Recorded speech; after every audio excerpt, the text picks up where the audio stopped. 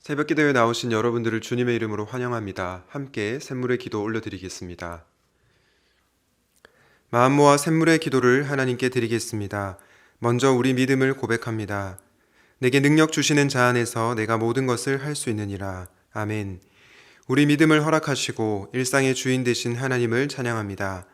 매일매일의 삶이 믿음의 발걸음 되게 하시고 염려와 고난 앞에서도 굳건한 믿음으로 잘 이겨내어 승리하게 하소서. 언제든지 어느 곳에 있든지 하나님의 인도를 늘 기억하며 살아가는 샘물 성도가 되게 하소서. 예배와 교회를 위해 기도합니다.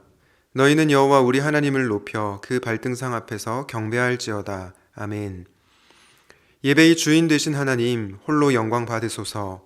성령의 임재가 가득한 예배 되게 하시고 선포되는 말씀으로 힘을 얻고 찬양의 즐거움과 기도의 은혜가 넘치는 예배 되게 하소서.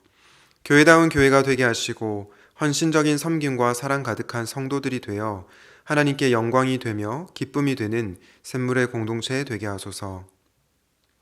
목장과 다음 세대를 위해 기도합니다. 날마다 마음을 같이하여 성전에 모이기를 힘쓰고 집에서 떡을 떼며 기쁨과 순전한 마음으로 음식을 먹고 아멘. 각 목장을 축복해 주시고 섬기는 즐거움과 나눔의 감동이 있게 하소서. 특히 사람을 남기는 일에 귀한 정성 들이는 목장 되게 하시고 섬기는 목자들에게 성령 충만하게 하여 기도의 일꾼이 되게 하소서. 샘물 플래싱을 통해 우리 자녀들이 예배를 사모하게 하시고 세상을 향하여 담대하게 나아가며 선한 영향력을 주는 귀한 샘물의 자녀들이 되게 하소서. 교육자들과 선교사들을 위해 기도합니다. 이 복음은 천하 만민에게 전파된 바요. 나 바울은 이 복음의 일꾼이 되었노라. 아멘. 교회를 위해 헌신하는 교육자들을 지켜주시고 그들의 가정과 사역 가운데 큰 은혜를 부어주소서. 말씀의 은혜와 기도의 능력과 사랑으로 성도와 교회를 섬기게 하소서. 복음의 현장에서 예수 십자가를 외치고 헌신하는 선교사님을 축복해 주시고 육체의 건강과 영적 강건함을 허락하소서. 믿음의 동력자들을 허락해 주셔서 하나님 나라를 잘 세워가며 가는 곳곳마다 그리스도의 향기 나타내게 하소서. 돕는 손길들이 많게 하시고 사역 가운데 많은 열매 맺게 하소서. 나라와 민족, 환우들을 위해 기도합니다.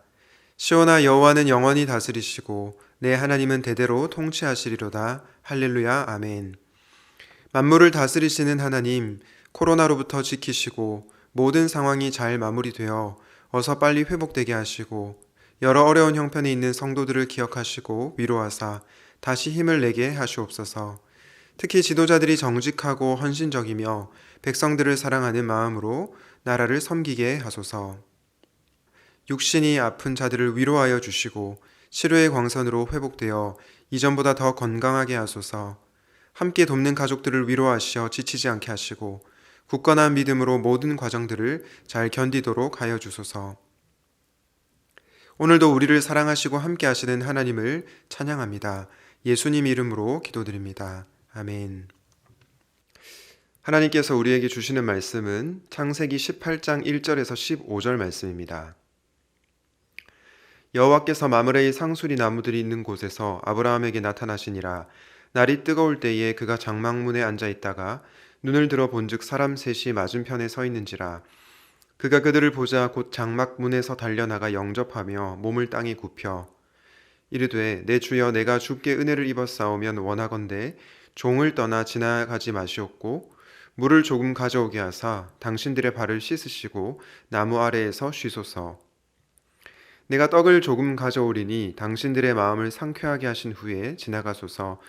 당신들이 종에게 오셨음이니이다. 그들이 이르되 내 말대로 그리하라. 아브라함이 급히 장막으로 가서 사라에게 이르되 속히 고운 가루 세 스아를 가져다가 반죽하여 떡을 만들라 하고 아브라함이 또 가축대 있는 곳으로 달려가서 기름지고 좋은 송아지를 잡아 하인에게 주니 그가 급히 요리한지라. 아브라함이 엉긴 젖과 우유와 하인이 요리한 송아지를 가져다가 그들 앞에 차려놓고 나무 아래에 모셔 섬에 그들이 먹으니라. 그들이 아브라함에게 이르되 내 아내 사라가 어디 있느냐 대답하되 장막에 있나이다. 그가 이르시되 내년 이맘때 내가 반드시 내게로 돌아오리니 내 아내 사라에게 아들이 있으리라 하시니 사라가 그 뒤 장막 문에서 들었더라. 아브라함과 사라는 나이가 많아 늙었고 사라에게는 여성의 생리가 끊어졌는지라. 사라가 속으로 웃고 이르되 내가 노쇠하였고 내 주인도 늙었으니 내게 무슨 즐거움이 있으리요. 여호와께서 아브라함에게 이르시되 사라가 왜 웃으며 이르기를 내가 늙었거늘 어떻게 아들을 낳으리요 하느냐. 여호와께 능하지 못한 일이 있겠느냐. 기한이 이를 때에 내가 내게로 돌아오리니 사라에게 아들이 있으리라. 사라가 두려워서 부인하여 이르되 내가 웃지 아니하였나이다. 이르시되 아니라 네가 웃었느니라. 아멘.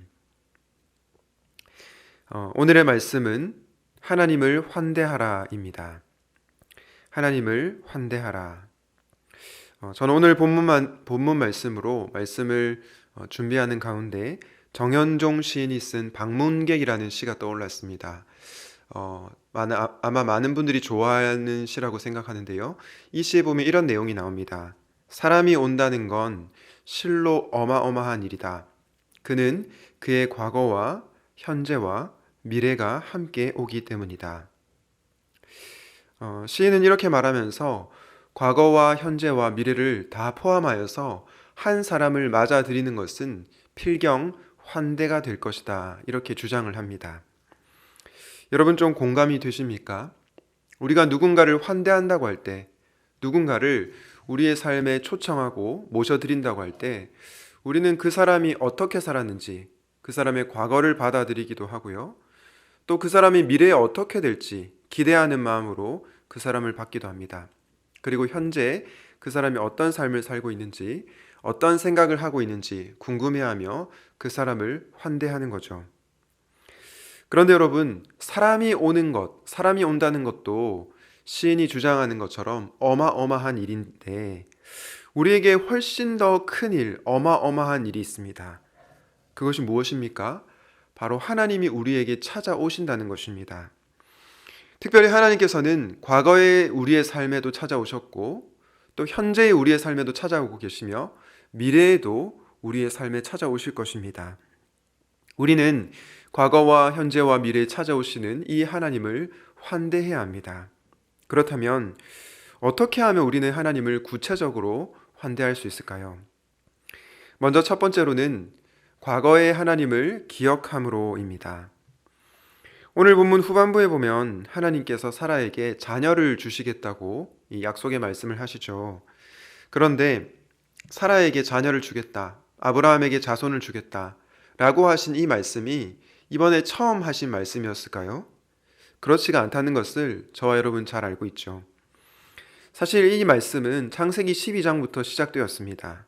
창세기 12장에서 하나님께서 아브라함에게 내가 너로 큰 민족을 이루게 하겠다 라고 말씀을 하셨습니다. 창세기 15장에서는 어떻습니까? 하나님께서 아브라함에게 하늘에 있는 별들을 바라보러 가면서 내 자손이 이 별들처럼 많아질 것이다 라고 약속의 말씀을 하셨죠. 창세기 17장에서는 어떻습니까? 창세기 17장에서 하나님은 아브라함에게 사라를 통해서 너에게 아들을 주겠다라고 또 한 번 말씀하셨습니다. 그러니까 하나님께서 사라를 통해서 약속의 자손을 주시겠다고 하신 말씀은 창세기 18장에서 처음 하신 말씀이 아니라 과거에 계속해서 있었던 말씀이었다는 것입니다. 여러분, 우리는 이것을 통해서 무엇을 알 수 있습니까?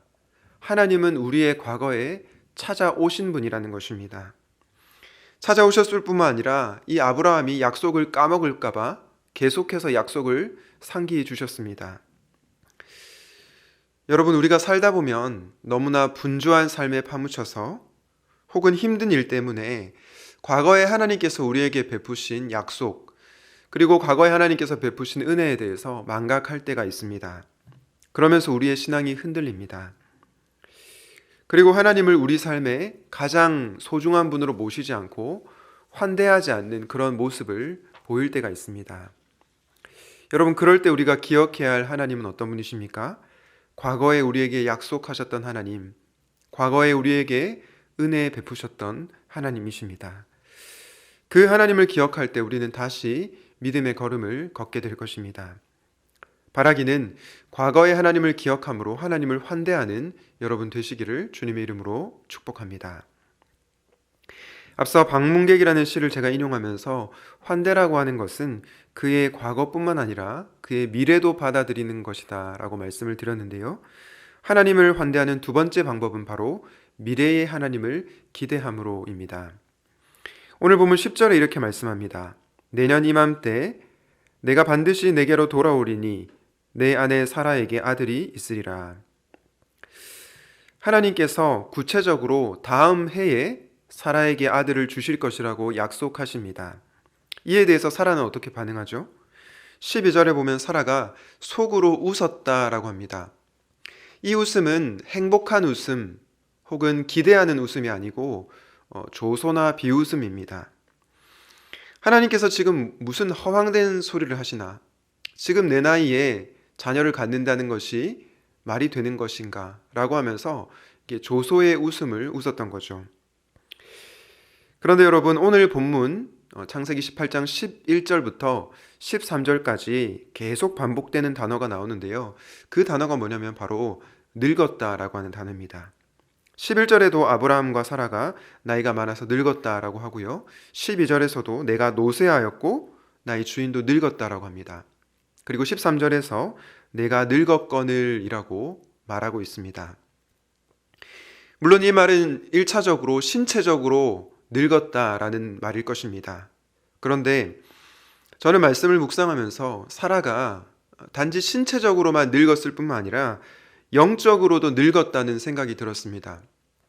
영적으로도 생기를 잃어버렸다는 생각이 들었습니다. 왜냐? 사라는 더 이상 하나님을 기대하지 않기 때문입니다. 아무리 하나님이라고 해도 안 되는 건 안 되는 거야. 나는 자녀를 가질 수 없어. 라고 말하며 체념에 빠져 있었던 것이죠. 저는 최근에 김영웅 씨라고 하는 분이 자신의 블로그에 쓴 글을 읽으면서 많은 공감을 했는데요. 그 내용 중에 이런 내용이 있었습니다.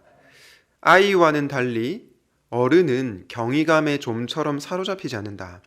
우리는 나이가 들면서 경이감을 상실한다. 아이와는 달리 어른은 경이감의 좀처럼 사로잡히지 않는다. 우리는 나이가 들면서 경이감을 상실한다. 여러분, 이 말에 좀 공감이 되십니까? 아이와 달리 어른들이 경이감의 좀처럼 사로잡히지 않는 이유가 무엇일까요? 저는 그 이유가 우리가 현실 세계를 너무나 잘 알기 때문이라고 생각합니다. 이 현실 세계에 대한 감각이 극도로 발달하기 때문이죠. 나이가 들면 우리는 이런 생각을 합니다. 내가 살아봤는데 아무리 하나님이 있어도 돈이 없으면 안 돼. 아무리 하나님이 계셔도 사회적인 지위나 인맥이 없으면 절대로 될 수 없어. 이런 현실적인 생각을 많이 하게 됩니다. 이런 생각을 하는 사람들은 어떤 상태가 된 것입니까? 신체적으로만 늙은 것이 아니라 영적으로도 늙은 것입니다. 왜냐하면 더 이상 하나님에 대한 경이감이 없기 때문입니다. 하나님을 더 이상 기대하지 않기 때문이죠. 우리가 잘 알고 있듯이 사라는 나중에 이삭을 얻게 됩니다. 이삭의 뜻은 그가 웃다라고 하는 뜻입니다. 마치 하나님께서 이 비웃는 사라에게 진정한 웃음을 주셨다라는 그런 의미로 받아들이고 싶습니다. 하나님께서는 하나님의 약속의 말씀을 신뢰하지 않고 비웃는 사라에게 자식을 주시면서 하나님이 어떠한 분이신지를 보여주고 계시는 것입니다. 사라는 나중에 알게 되었을 겁니다. 하나님은 정말로 약속하신 바를 지키시는 분이시구나. 그러면서 자신이 하나님의 말씀을 비웃었던 것들을 돌이키게 되었을 것입니다. 사랑하는 여러분, 하나님을 환대한다고 하는 것은요, 미래의 하나님을 기대하는 것입니다. 하나님께서 말씀하신 바는 반드시 이루어진다는 것을 믿고 미래의 하나님을 기대하는 저와 여러분이 되시기를 바랍니다. 하나님을 환대한다는 것은 과거의 하나님을 기억함으로 그리고 미래의 하나님을 기대함으로라고 말씀드렸습니다.